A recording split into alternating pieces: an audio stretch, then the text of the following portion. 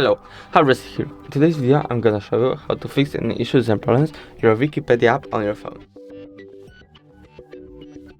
The first thing that you have to do is go up to the Play Store, search bar, Wikipedia, right here, click here and check if you have the newest version of the app. If you have the newest version of the app like me, everything should be cool, but if it's not, I'm gonna show you 2 more ways how to fix it. So first way, go up to the settings, apps, see all, right here,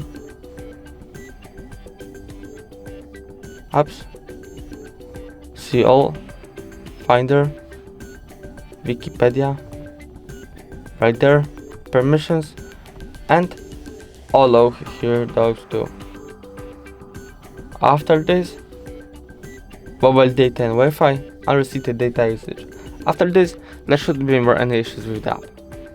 But if you still got some, I'm gonna show you last way. So last way is go back to the Play Store, uninstall, and just by reinstalling the app, maybe that's gonna fix any left issues with the app. If the video was helpful, please leave a like and subscribe, and bye.